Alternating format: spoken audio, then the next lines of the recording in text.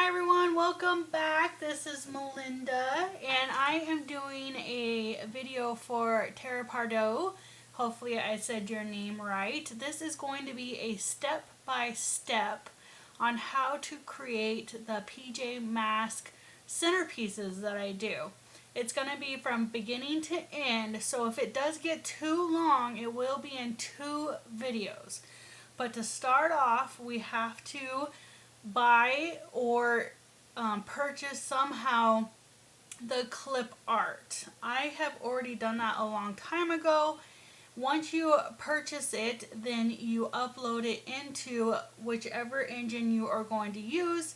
I use Silhouette because it will print on a printer that's 12 by 12, and I do these in a 12 by 18 sheet because it's thicker cardstock.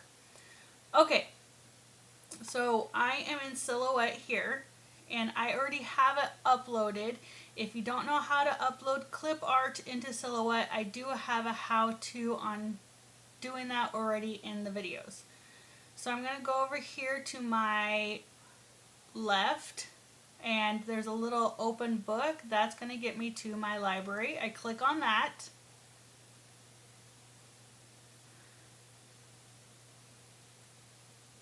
And apparently it is slow today. There we go. Maybe I didn't click on it fully. Okay, I already have them in categories. As you can see down here, I have a PJ Masks already. When you upload, you click on the image you want. I'm just going to click on one to show you what the steps are you're going to do. I'm going to do it on Greg the Gecko. So here he is.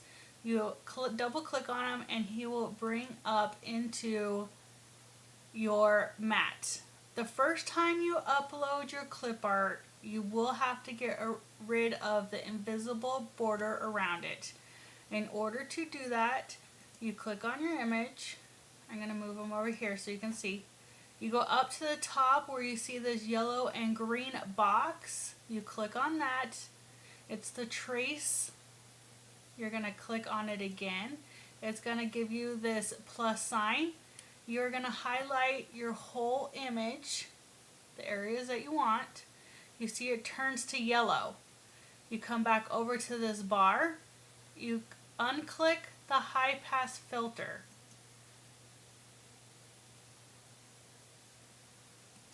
Everything's taking a little longer today. Okay, you unclick the high pass filter. You come down to threshold and you make sure your image that you want is fully in yellow. Everything needs to be in yellow in order for it to get it. Okay, so it's all the way up to 100%. Sometimes it's not 100, sometimes it's less. And because I want the full image, I'm going to click on trace and detach, and that's going to get rid of the invisible border around it.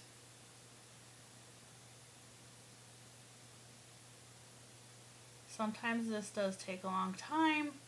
Depends on what I have on my computer or what I have open at the time. So while I'm sitting here and waiting to do that, I will tell you that after I get rid of the invisible box around the item, I like to put a little bit of a border around each character that I am making a centerpiece. It gives it a little cushion room to cut when you tell your, I'm going to say Silhouette because that's what I'm using, Silhouette to cut. It gives it a little room so it doesn't cut off green on one side and then it has white on the other side. It has a better look to it. Okay, any time now. This might be 2 videos because my computer is like, no, I'm going to take forever. Okay, so this is what it looks like. So if you want to cut it without a border, you would highlight it, come back up to the right hand corner. You see where my arrow is with the little pen? You click on that, and this is the cut settings. and you want it to do cut edge. See, it's already clicked on cut edge. And here it is, and it will cut like this. But like I said, sometimes it might cut off, so it might cut a little white on this side and absolutely none on this side. So I like it to have a nice even look to it. So I'm going to put a border around it. In order to put a border, go up to the top again and see where my arrow is. It's the offset window. You click on it. In the offset panel, you click on the offset because I want it to go out. If you wanted to cut in, you would do internal offset. Alright, so I click on that. It always defaults to a 0.125 on it. And I sometimes, like right now, it looks really good, but normally it's too big. And so I change that to a 0.05. I wonder if it's taking longer because I'm recording it. I don't know. Alright, so here it is now, together.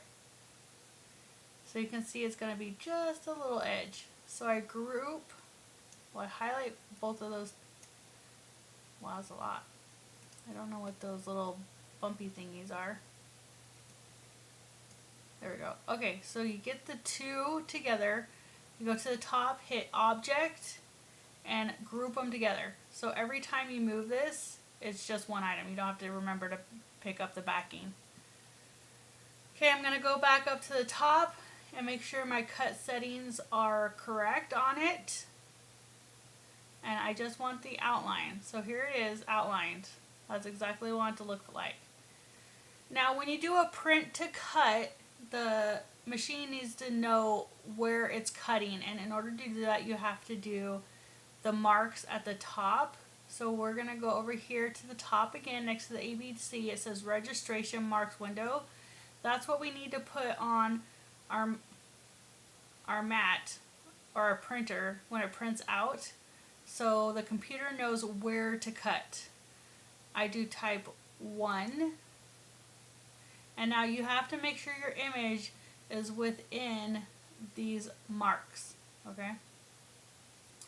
Now, I'm actually working on, this is a 12 by 24, but the paper I use is a 12 by 18, so I'm going to move that so the registration marks move right here, so it actually prints onto the printer. Okay, now you need to know what size are you going to cut your image in. I do 12 feet centerpieces, so as you can see it's already set for 12, but any other size that you want, you can move it up and down. You click on the image, you go up here to Object, right here Scale, go over to the side, and you can see the width and height, and you can change it. And as long as it has locked aspect on it, it is going to be height with proportion to what the image looks like. So make sure that's locked. And then you can move it up or down to however you want it. Or you can just change it like this and put 12.5 and it will automatically change the image. Alright. So when you're doing a centerpiece, you need to do both sides of the centerpiece.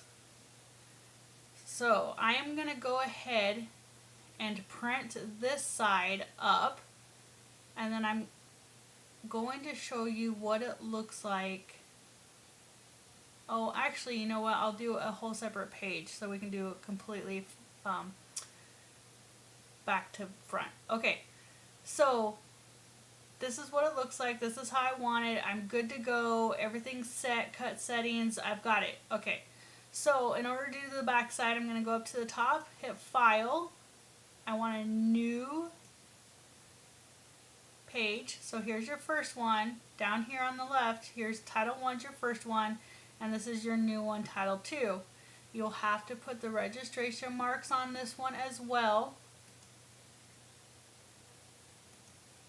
And I'm going to also show you that if you don't want to create a whole new page, you don't have to, but you have to remember that if you're going to work off of one tab, one screen, you have to print and cut before you mirror the image and do another print and cut, because the system only knows exactly how you set it up. When you print this, it knows to cut exactly how it looks now. If you mirrored it and then went back, it is not exactly the same. It's the same as if you close it, open it back up, and then you want to cut it out. It's not exactly the same. You have to do it all at the same time.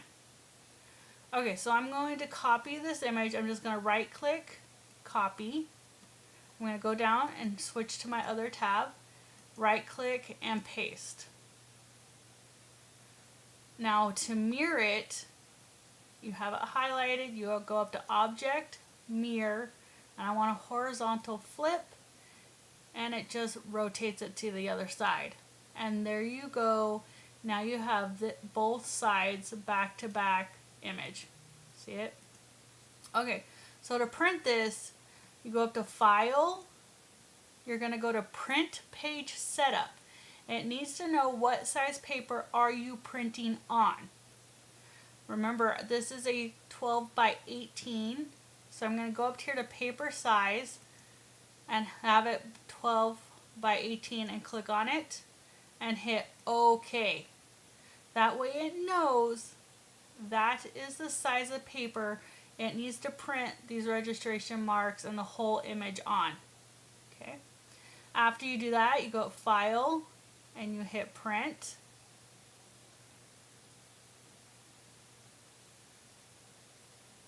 I have an Epson Workforce 7620. It's the dual 12 by 12 type paper that it can print. I want it to feed from the rear tray. If you do anything else than the rear with this really thick paper, it will cause the rollers to go out. And I've always put heavyweight paper because it is. I want it to be the best, the highest quality print. And then I click Print. Alright, so that's all you do in Silhouette in order to get the image printed.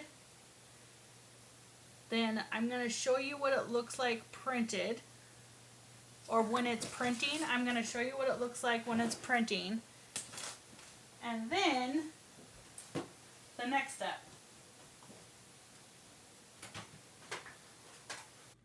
Okay, here is my printer. Sorry for the vinyl on top. I didn't move it. I was doing another project. And I put the sheet in the rear feeder. It is all ready to go. I just have to let it know to start. And it will start printing.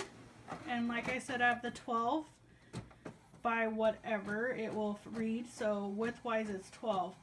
Some machines do not do that wide. So be careful when whatever you are buying. You might not be able to do that width. So here it is, printing out. It prints it out. See the registration marks print out on it and everything.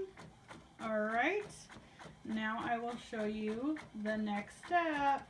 Once you print both sides out, this is the next step. Okay, sorry, I couldn't do it one-handed, but you take your mat. I have a 12 by 24 mat. I put my image on. Sorry, the lighting is horrible. For some reason, my little lamp light went out. Of course, right? Murphy's Law. All right, so you line it up along the dots right here, or arrows. They're actually arrows in a line. You line it up. And you come over to your pad, which you cannot see, and it says load cut mat, which I already loaded. So it also says unload after we're done. And that's how it should look. And now we're going to tell the computer to cut it.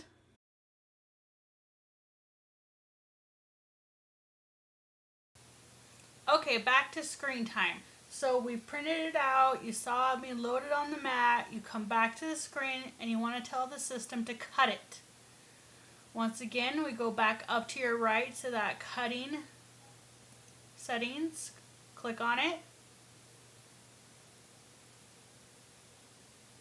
click on it, there we go, cutting settings. Okay, you make sure, yes, that's what I want cut is the edge. I am not using vinyl, I am using heavy cardstock. So I have to go down and find heavy cardstock right here. That's what we're cutting. It tells you what it wants your knife to be at, 7, and the speed's going to be 1, and 33 is the thickest it will cut. Alright, and then I hit send it to the silhouette. So I go ahead and here we are. I hit send it to silhouette. It's gonna run, it's gonna read the marks, the registration marks, to make sure it knows where to cut. And you want to do this for both sides. I'll wait until it starts cutting, and then I will show you what it looks like after it cuts. See how it is ready? Here we go. And it's gonna cut. And because the paper is so thick, it goes around twice. It cuts it twice. Alright, I will see you when both sides are cut out. Okay, so here we are now. They're all cut out. They're both cut out. As you can see, it fits. So you have a two-sided centerpiece. And what I do now is I go ahead and I glitter both sides up now. You can put them together and then glitter each side, but you have to wait for each side to dry before you can glitter the other side. So what I like to do is I glitter both, wait for them to dry, and then put them together. Okay, so I get my glitters out.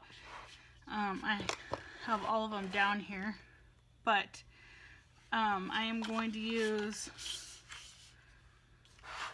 green for the darker color,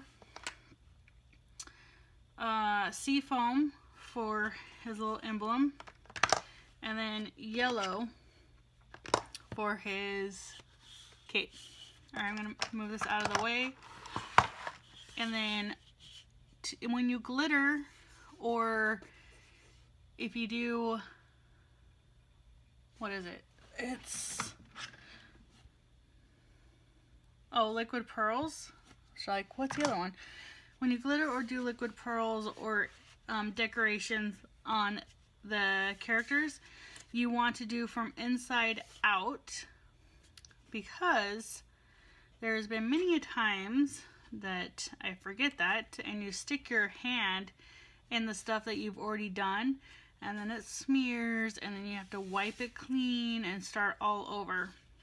If you catch it quick enough, the glitter, stickles, I use stickles, glitter, will wipe off clean and it'll be fine, but you have to catch it. Alright, so I'm going to start glittering this. It is two sides, but for time issues, I'm only going to do one side on camera. But remember, when you are making a centerpiece, you want to do both sides. So this is where your artistic, how you like it to look, comes in. You can either line the items, you can fill them in with all glitter or the liquid pearls or whatever you're decorating with. It is all up to you and how you want it to look. So this time I am just going to line it. And that is the only light green, so that's the only seafoam I will be using. Alright, so yellow for his little cape part up here. Remember, inside out.